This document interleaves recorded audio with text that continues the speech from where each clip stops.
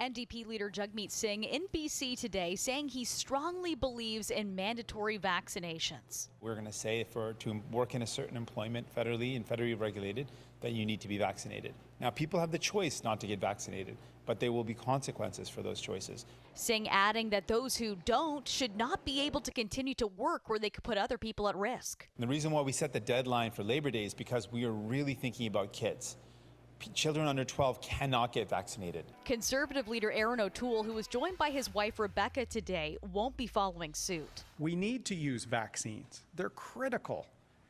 But in some cases where we can use daily rapid testing, masking and all other measures, we need to bring people together, not divide. We need to get people vaccinated, but also have a plan in cases where they're not.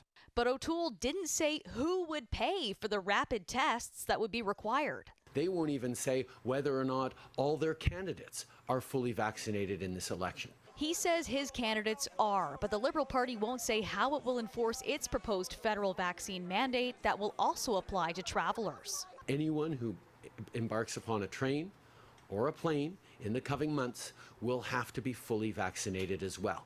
That is our position. We are unequivocal about it. The Greens are still wondering why Trudeau called the election in the middle of a pandemic. We are here on day 3 of the election, an election which, as I have said before, is selfish and reckless and opportunistic. Among the other promises pledged, the Conservatives have proposed a GST holiday for the entire month of December to boost retail spending. This will put $1.5 billion back into Canadians' pockets.